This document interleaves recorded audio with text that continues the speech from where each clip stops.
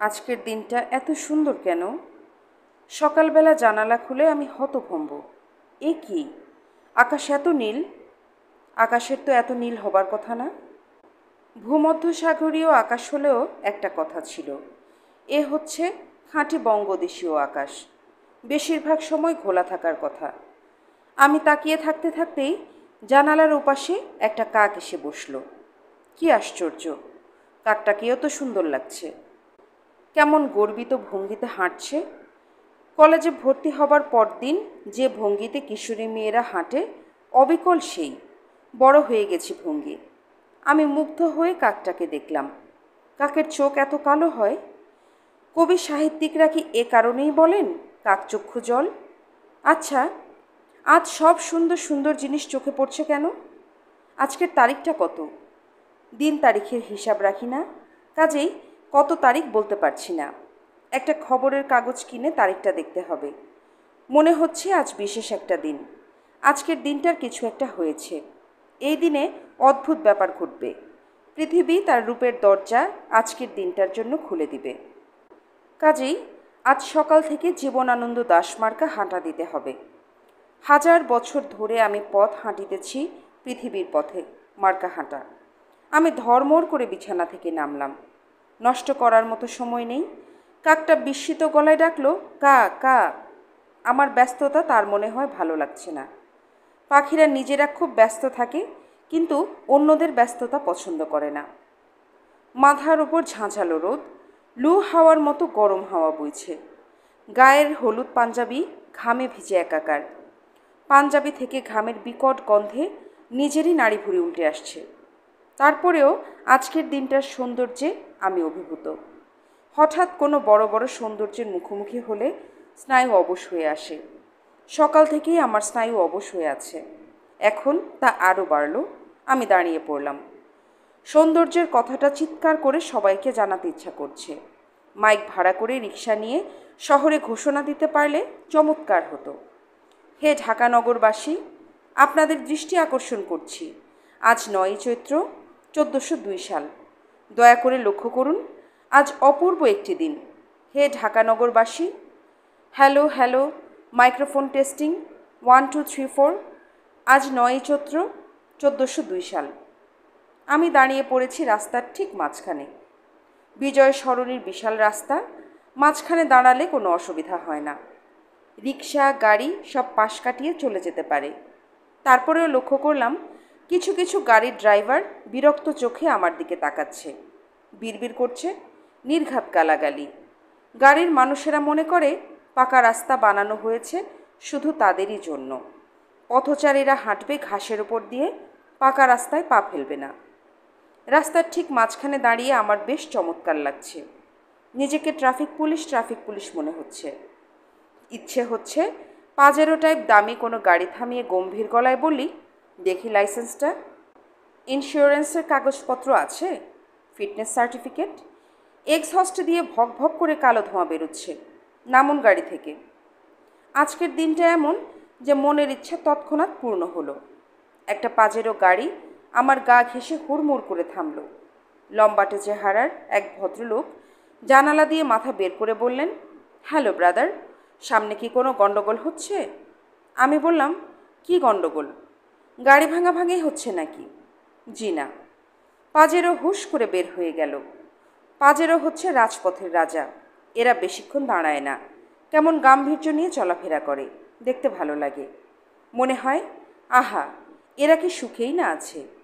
পরজন্মে মানুষের যদি গাড়ি হয়ে জন্মানোর সুযোগ থাকতো, আমি পাজেরো হয়ে জন্মাতাম। পাজেরোর ভদ্রলোক গাড়ি ভাঙাভাঙি হচ্ছে কি না কেন জানতে চেয়েছেন বুঝতে পারছি না। আজ হরতাল, অসহযোগ এইসব কিছু নেই। 2 দিনের ছাড় পাওয়া গেছে। 3য় দিন থেকে আবার শুরু হবে। আজ আনন্দময় একটা দিন। হরতালের বিপরীত শব্দ কি? আনন্দতাল।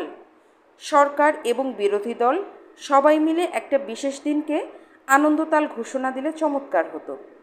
সকাল সন্ধ্যা আনন্দতাল। সূর্য ওঠার সঙ্গে সঙ্গে দোকানপাট সব খুলে যাবে। সবাই সবার গাড়ি নিয়ে হর্ন বাজাতে বাজাতে রাস্তায় নামবে। রাস্তার মোড়ে পুলিশ এবং বিটিআর থাকবে না, থাকবে তাদের ব্যান্ড পার্টি। এরা সারাক্ষণ ব্যান্ড বাজাবে। তাদের দিকে পেট্রোল বোমার বদলে গোলাপের তোড়া ছুঁড়ে দেওয়া হবে। হিমু ভাই না? আমি চমকে তাকালাম। গাঢ় মেরুন রঙের একটা গাড়ি আমার পাশে থেমেছে।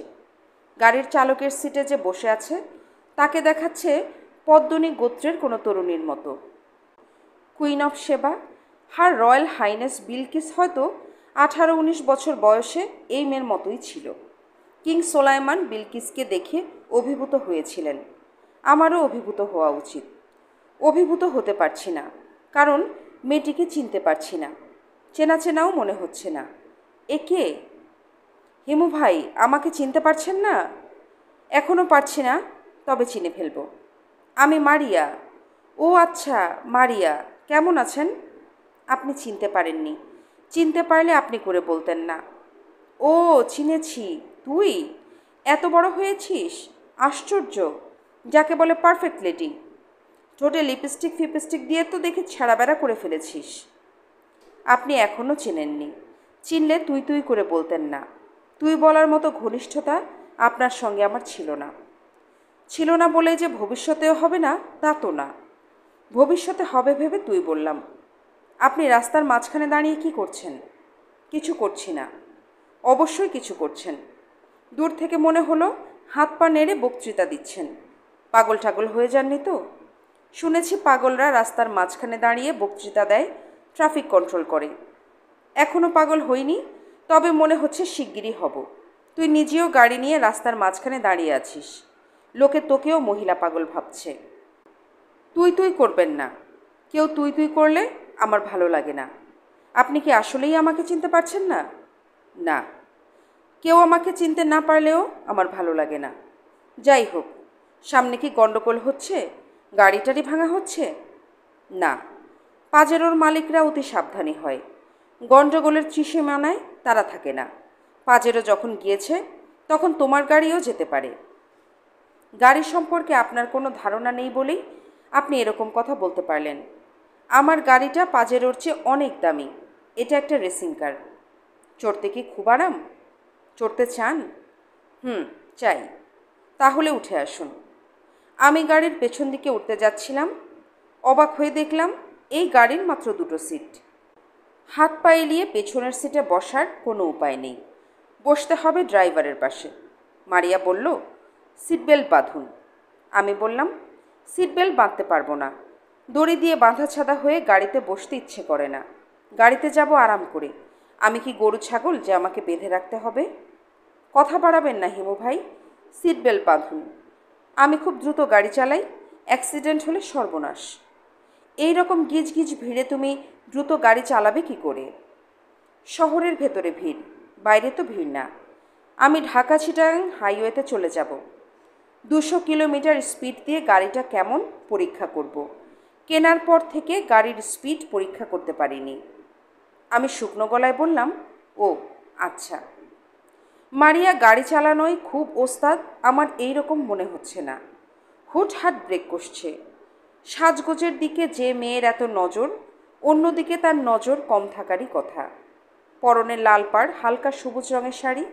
শাড়ি পরে গাড়ি চালাচ্ছে কি করে? এক্সেলেটরে চাপ না পড়ে শাড়িতে পা বেঁধে যাবার কথা। গলায় লাল রঙের পাথরের লকেট। সবচেয়ে বড় পাথরটা পায়রার ডিমের সাইজ। কি পাথর এটা? পাথরের নাম জিজ্ঞেস করতে যাচ্ছিলাম, তার আগেই মারিয়া এমনভাবে ব্রেক কষল যে উইন্ডশিল্ডে আমার মাথা লেগে গেল। মারিয়া বলল, সিট বেল্ট বেঁধে থাকায় বেঁচে গেলেন। সিট বেল্ট বাঁধা না থাকলে মাথার ঘিলু বের হয়ে যেত। মারিয়া, জি। তুমি কত স্পিডে গাড়ি চালাবে বললে? 200 কিলোমিটার, 125 মাইল পার আওয়ার। আমার এখন মনে পড়ল, আমি তো তোমার সঙ্গে যেতে পারবো না। খুব জরুরি একটা কাজ আছে জিপিওতে। আজগর নামের এক লোক আছে, জিপিওর সামনে বসে থাকে। লোকজনদের চিঠি লিখে দেয়। সে খবর পাঠিয়েছে তার সঙ্গে যেন দেখা করি। আমার খুব বন্ধু মানুষ। আমি 200 কিলোমিটার স্পিডে গাড়ি চালাবো, এটা শুনেই আপনি আসলে আমার সঙ্গে যেতে ভয় পাচ্ছেন। খানিকটা তাই। ভয় পাওয়াটা তো দোষের না। তোমার মতো একজন আনাড়ি ড্রাইভার যদি 200 কিলোমিটার স্পিড দেয়, তাহলে আমার ধারণা গাড়ি রাস্তা ছেড়ে আকাশে উঠে যাবে। মারিয়া বলল, সম্ভাবনা যে একেবারেই নেই তা না। আমাকে নামিয়ে দাও। আজগর সাহেবের সঙ্গে আমার দেখা না করলেই না। আপনাকে আমি নামিয়ে দিতাম, কিন্তু আপনি আমাকে চিনতে পারেননি, এই অপরাধের শাস্তি হিসেবেই আমি নামাবো না। যদি চিনে ফেলতে পারি তাহলে নামিয়ে দেবে? হ্যাঁ, নামিয়ে দেব। তোমার মার নাম কি? মার নাম, বাবার নাম, কারোর নামই বলবো না। মা বাবাকে দিয়ে আমাকে চিনলে হবে না, আপনি আমাকে দিয়ে ওদের চিনবেন। তোমার সঙ্গে আমার শেষ দেখা হয়েছিল কবে?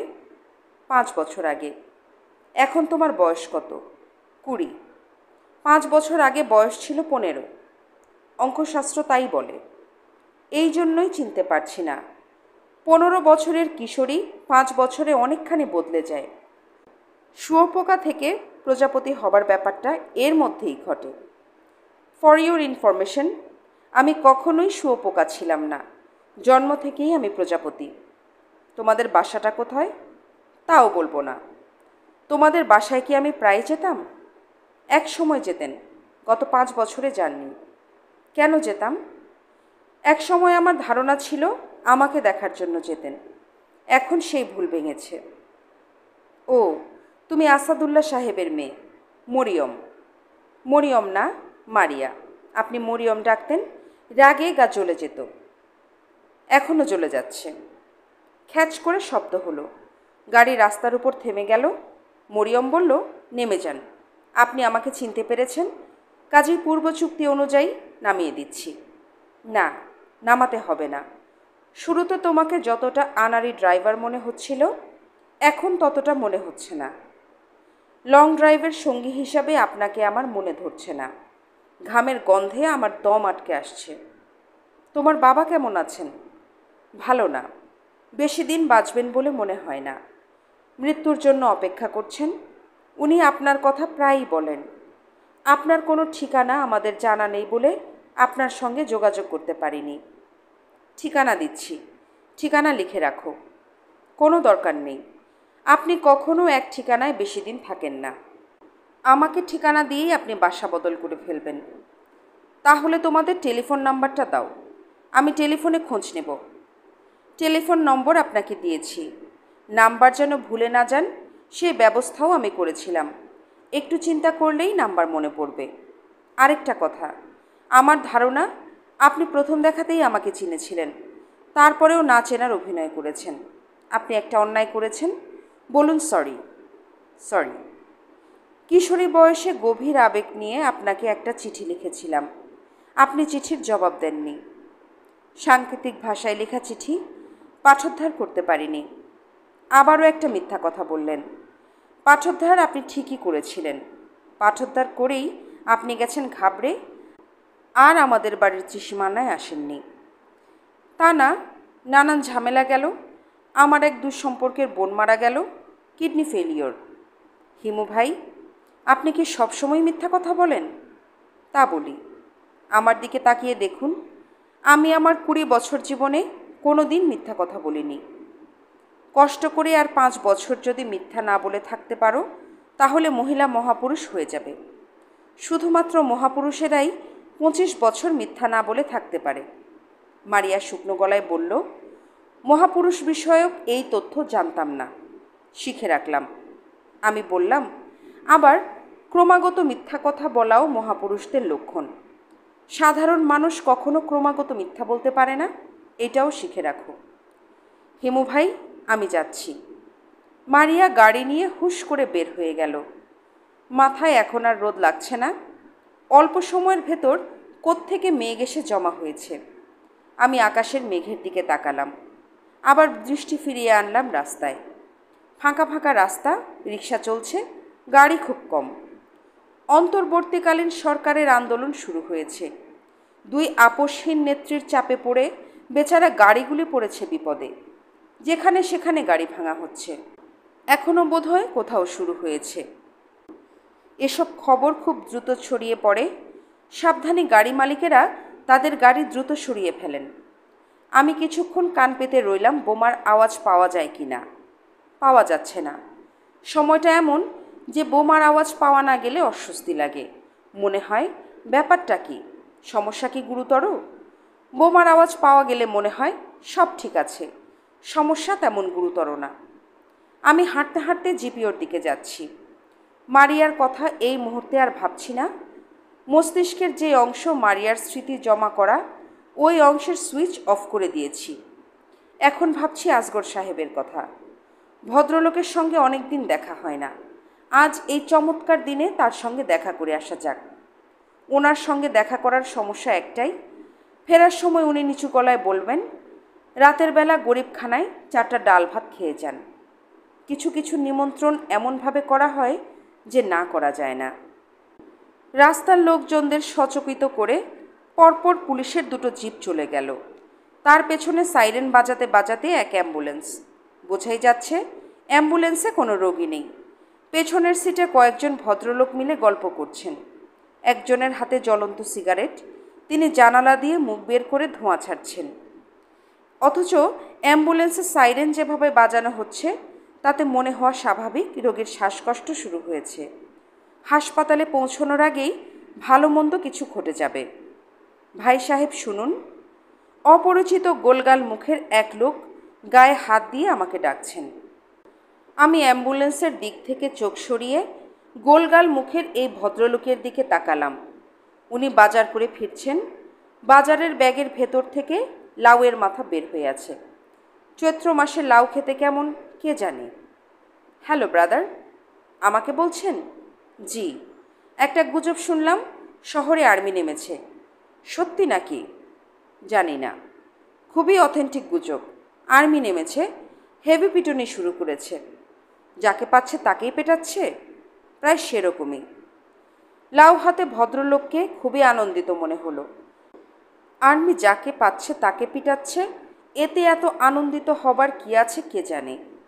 ভদ্রলোক তৃপ্তির নিঃশ্বাস ফেলে বললেন, গর্ত থেকে সাপ টেনে বের করলে সাপ কি ছেড়ে দেবে? আমি বললাম, আর্মিকে সাপ বলছেন? আর্মি জানতে পারলে আপনার লাউ নিয়ে যাবে এবং আপনাকেও হেভি পিটুনি দেবে। ভদ্রলোক অত্যন্ত বিরক্ত হলেন। আমি বুঝতে পারছি ভদ্রলোক এখন মনে মনে নিজেকেই গালি দিচ্ছেন। কেন গায়ে পড়ে আজে বাজে লোকের সঙ্গে কথা বলতে গেলাম? হাতে ঘড়ি নেই। অনুমান 3টা থেকে 3:30টায় জিপিওতে ঢুকলাম। মূল গেট তালা বন্ধ। দেয়াল টপকে ঢুকতে হলো। বাইরে সিরিয়াস গণ্ডগোল। চলন্ত বাসে আগুন বোমা ছোঁড়া হয়েছে। বাসের ভেতরটা ঝলসে গেছে। পুলিশ বিডিআর চলে এসেছে। টিয়ার গ্যাস মারা হচ্ছে। রাস্তায় কিছু কাপড়ের দোকান ছিল, সেগুলি লুট হচ্ছে। ভদ্র টাইপের লোকজনদের দেখা যাচ্ছে 4-5টা শার্ট বগলে নিয়ে মাথা নিচু করে দ্রুত চলে যাচ্ছে। বাসায় ফিরে স্ত্রীকে হয়তো বলবে, খুব সস্তায় পেয়ে গেলাম। আন্দোলনে একটা লাভ হয়েছে। চাল ডালের দাম বাড়লেও গার্মেন্টসের কাপড় চোপড় জলের দামে বিক্রি হচ্ছে। 4টা শার্টের দাম পড়েছে মাত্র 50 টাকা। ভাবা যায়? চূড়ান্ত রকম গণ্ডগোলের ভেতরেও আসগর সাহেবকে পাওয়া গেল নির্বিকার অবস্থায়। তিনি টুলবাক্স নিয়ে বসে আছেন। টুলবাক্সের গায়ে লেখা, আলী আসগর, পত্রলেখক, পোস্টকার্ড 1 টাকা, খাম 2 টাকা, রেজিস্ট্রি 5 টাকা, পার্সেল 25 টাকা দেশি, পার্সেল 50 টাকা বিদেশি। আসগর সাহেবের বয়স 60-এর কাছাকাছি হলেও এখনও বেশ শক্ত সমর্থ।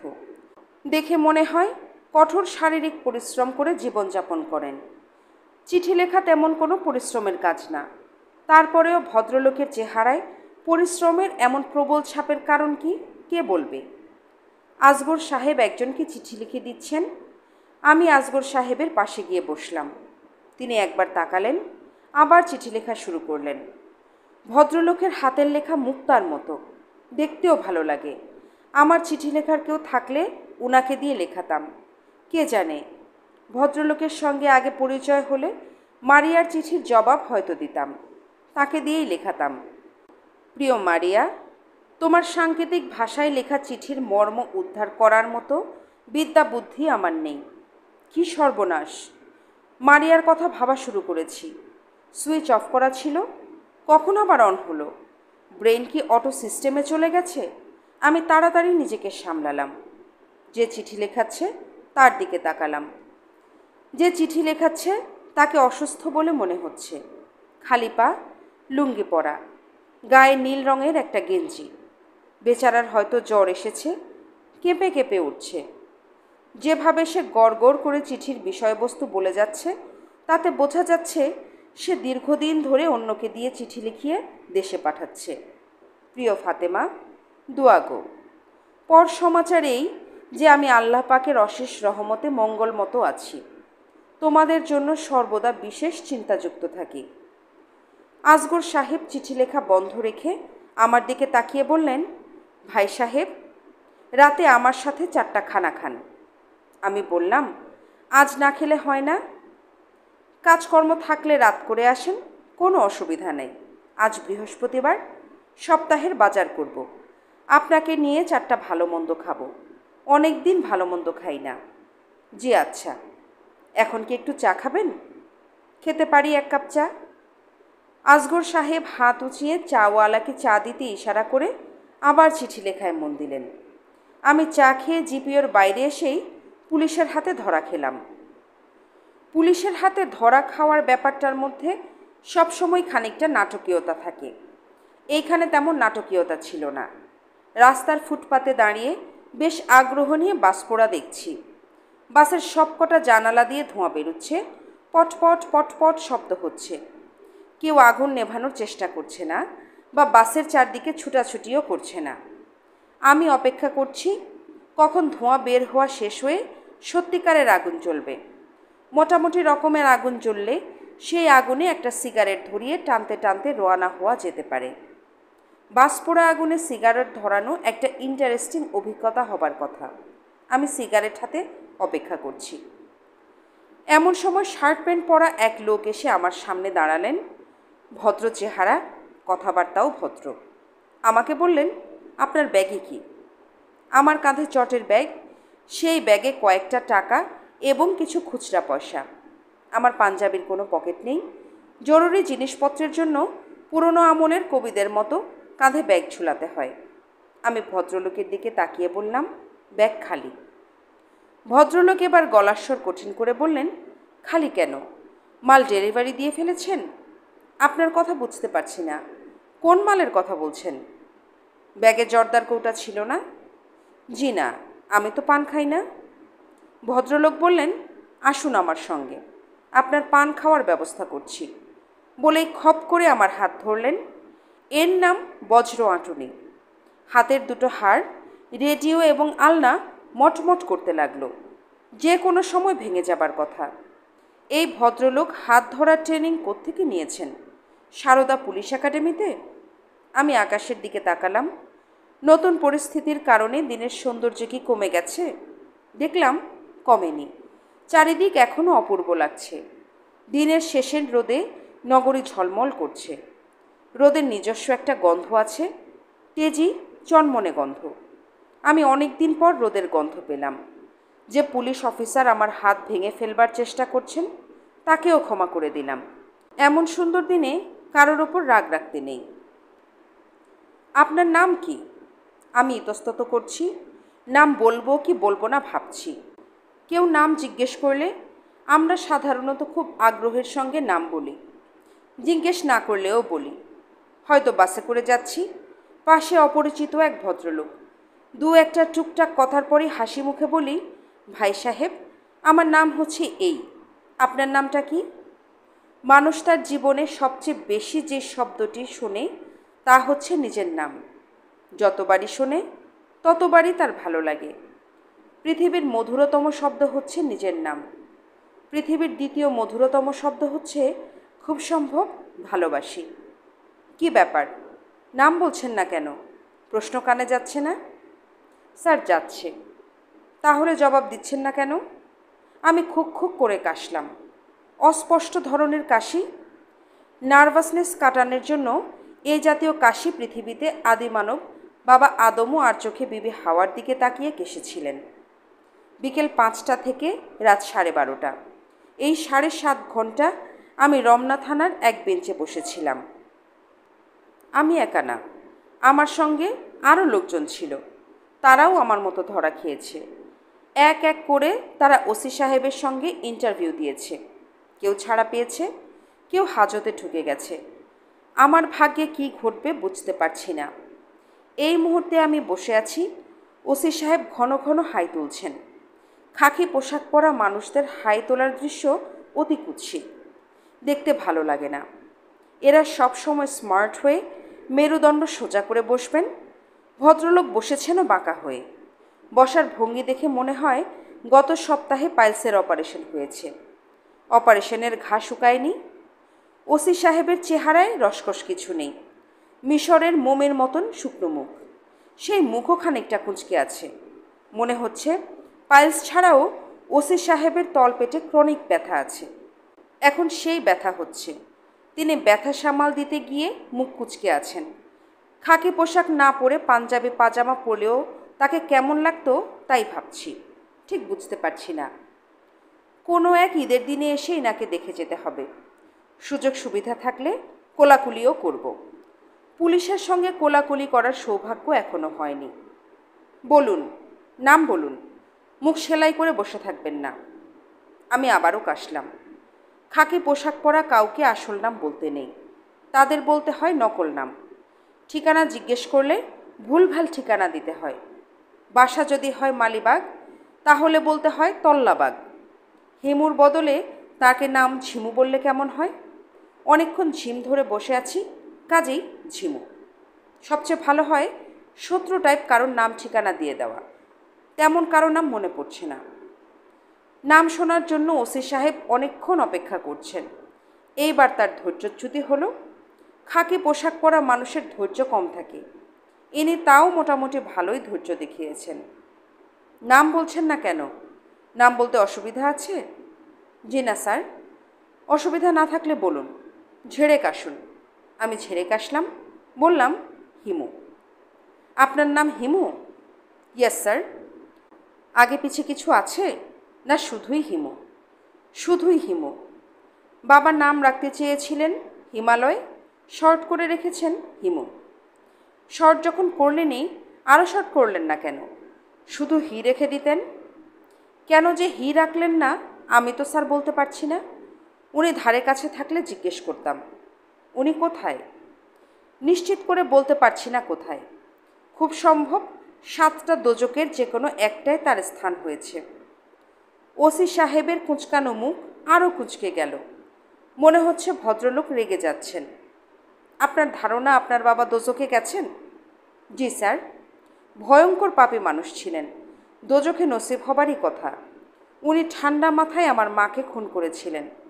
302 ধারায় কেস হবার কথা, হয়নি।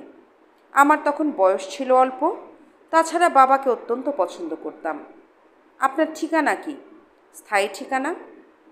স্যার, আমার স্থায়ী ঠিকানা হলো পৃথিবী, দ্য প্ল্যানেট আর্থ। ওসি সাহেব সেক্রেটারিয়েট টেবিলের মতো একটা টেবিলের ওপাশে বসে আছেন। তিনি আমার দিকে খানিকটা ঝুঁকে এলেন। তার মুখ এখন ভয়ঙ্কর দেখাচ্ছে। মনে হয় তলপেটের ক্রনিক ব্যথাটা তার হঠাৎ বেড়ে গেছে। তিনি থমথমে গলায় বললেন, তেঁতরামি করছো? রোলারের একটা ডলা খেলে তেঁতরামি বের হয়ে যাবে। রোলার চেনো? জি স্যার, চিনি। আমার মনে হয় ভালো করে চেনো না। পুলিশের লোকেরা যেমন অতি দ্রুত তুমি থেকে আপনিতে চলে যেতে পারে, তেমনি অতি দ্রুতই আপনি থেকে তুমি, তুমি থেকে তুইয়ে নেমে যেতে পারে। এই বেশ খাতির করে সিগারেট দিচ্ছে, লাইটার দিয়ে সিগারেট ধরিয়ে দিচ্ছে। হঠাৎ মুখ গম্ভীর করে তুমি শুরু করলো, তারপরেই গালে প্রচণ্ড থাবড়া দিয়ে শুরু করলো তুই। তখন চোখে অন্ধকার দেখা ছাড়া গতি নাই। আমি শঙ্কিত বোধ করছি। ওসি সাহেব হঠাৎ করে আপনি থেকে তুমিতে চলে এসেছেন, লক্ষণ শুভ নয়। গালে থাবড়া পড়বে কি না কে জানে। আশঙ্কা একেবারেই উড়িয়ে দেওয়া যায় না। তোমার স্থায়ী ঠিকানা হচ্ছে পৃথিবী, the planet earth? Yes sir. বোমা কিভাবে বানায় তুই জানিস? আমি আঁতকে উঠলাম। তুমি থেকে তুইয়ে ডিমোশন হয়েছে, লক্ষণ খুব খারাপ। 4 নম্বর বিপদ সংকেত। ঘূর্ণিঝড় কাছেই কোথাও তৈরি হয়ে গেছে, এই দিকে চলে আসতে পারে। সমুদ্রগামী সকল নৌযানকে নিরাপদ আশ্রয়ে যেতে বলা হচ্ছে। কি কথা আটকে গেছে যে? বোমা বানানোর পদ্ধতি জানিস? বোমা বানাতে কি লাগে? নির্ভর করছে কি ধরনের বোমা বানাবেন তার উপর। অ্যাটম বোমা বানাতে লাগে ক্রিটিক্যাল মাসের সমপরিমাণ বিশুদ্ধ ইউরেনিয়াম 235। ফ্রি নিউট্রনের সঙ্গে বিক্রিয়া শুরু হয়। জর্দার কৌটা কীভাবে বানায়? জর্দার কৌটাটায় বোমা বানাতে লাগে পটাশিয়াম ক্লোরেট, সালফার, কার্বন এবং কিছু পটাশিয়াম নাইট্রেট। ক্ষেত্র বিশেষ ইয়েলো ফসফরাস ব্যবহার করা হয়, তবে ব্যবহার না করলেই ভালো। ইয়েলো ফসফরাস ব্যবহার করলে আপনি বোমা ফেটে যাবার আশঙ্কা থাকে। মনে করুন আপনি জর্দার কৌটা পকেটে নিয়ে যাচ্ছেন, হঠাৎ সম্পূর্ণ বিনা কারণে পকেটের বোমা ফেটে যাবে। ভয় পেয়ে আপনি দৌড়ে থানায় এসে দেখবেন আপনার একটা পা উড়ে চলে গেছে। প্রচণ্ড টেনশনের জন্য আপনি এক পায়েই দৌড়ে চলে এসেছেন। বুঝতে পারেননি? ওসি সাহেব হুঙ্কার দিলেন, রসিকতা করবি না তেঁদুরের বাচ্চা। লেবু কচলে যেমন রস বের করে, মানুষ কচলেও আমরা রস বের করি। এইটুকু বলেই পেছন দিকে তাকিয়ে চাপা গলায় বললেন, আকবর। আকবর? আকবরকে কে জানে? আমি ঝিম ধরে আকবরের জন্য অপেক্ষা করছি। সাধারণত রাজা বাদশার নাম বয় বাবুর্চিদের মধ্যে বেশি দেখা যায়।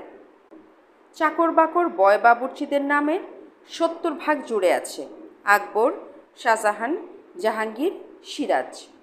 আমার অনুমান সত্যি হলো। আকবর বাদশাহ বের হয়ে এলেন।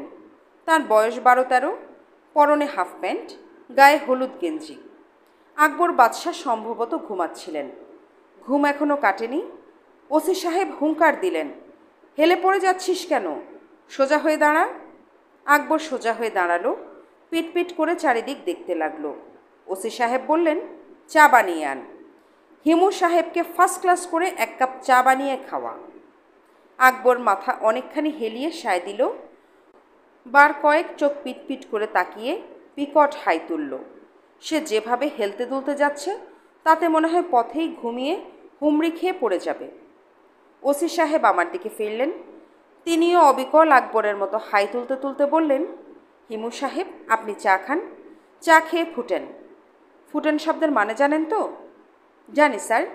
ফুটেন হচ্ছে পগার পার হওয়া। That's right. চা খেয়ে পগার পার হন, আর ট্যান্ত্রামি করবেন না। জি আচ্ছা স্যার। আমি মধুর ভঙ্গিতে হাসলাম। ওসি সাহেব আপনি থেকে তুমিতে নেমে আবার আপনিতে ফিরে গেছেন। চাটা খাওয়াচ্ছেন। ব্যাপারটা বোঝা যাচ্ছে না। এত বোঝাবুঝির কিছু নেই। চা খেয়ে দ্রুত বিদায় হয়ে যাওয়াটা হবে বুদ্ধিমানের কাজ। এই জগতের অদ্ভুত কাণ্ড কারখানা খুব বেশি বোঝার চেষ্টা করতে নেই। জগৎ চলছে, সূর্য উঠছে, ডুবছে, পূর্ণিমা অমাবস্যা হচ্ছে, তেমনি অদ্ভুত কাণ্ড কারখানাও ঘটছে। ঘটতে থাকুক না, সব বোঝার দরকার কি? বরফ জলে ভাসে, বরফও পানি, জলও পানি। তারপরও একজন আরেকজনের উপর দিব্যি ভেসে বেড়াচ্ছে। ভেসে বেড়ানোটা ইন্টারেস্টিং, তার পেছনের বৈজ্ঞানিক ব্যাখ্যাটা তেমন ইন্টারেস্টিং না। মাথার উপর ফ্যান ঘুরছে, কিন্তু কোনো বাতাস লাগছে না। থানার ভেতরটা ফাঁকা ফাঁকা। এক কোনায় টেবিলে ঝুঁকে বুড়ো মতো এক ভদ্রলোক বসে আছেন। বেশ নির্বিকার ভঙ্গি। পৃথিবীর সঙ্গে তার কোনো সম্পর্ক নেই বলে মনে হচ্ছে। এই যে ওসি সাহেব আমার সঙ্গে এত কথা বললেন, তিনি একবারও ফিরে তাকাননি। থানার বারান্দায় একটা লম্বা বেঞ্চি পাতা। সেইখানে কয়েকজন পুলিশ বসে আছে। তাদের গল্পগুজব হাসাহাসি কানে আসছে। থানার লকারে মুসল্লি টাইপ কোনো ক্রিমিনালকে রাখা হয়েছে। সে বেশ উচ্চ স্বরে নানান দোয়া দুরুদ পড়ছে। তার গলা বেশ মিষ্টি। আমি চায়ের জন্য অপেক্ষা করছি এবং তেঁদুর শব্দের মানে কি তা ভেবে বের করার চেষ্টা করছি। তেঁদুরের বাচ্চা বলে গালি যেহেতু প্রচলিত, কাজেই ধরে নেওয়া যেতে পারে তেঁদুর কোনো প্রাণীর নাম। বাঁদর জাতীয় প্রাণী কি? বাঁদর যেমন বাঁদরামি করে, তেঁদুর করে তেঁদরামি। ওসি সাহেবকে তেঁদুর শব্দের মানে জিজ্ঞাসা করা কি ঠিক হবে? উনি রেগে গিয়ে আবার আপনি থেকে তুয়ে নেমে যাবেন না তো? রিস্ক নেওয়া ঠিক হবে না। তার চেয়ে বরং বাংলা ভালো জানে এমন কাউকে জিজ্ঞেস করে নেওয়া যেতে পারে। তাড়াহুড়ার কিছু নেই। মারিয়ার বাবা আসাদুল্লাহ সাহেবকে জিজ্ঞেস করা যেতে পারে। তিনি পৃথিবীর সব প্রশ্নের জবাব জানেন, মারিয়ার তাই ধারণা।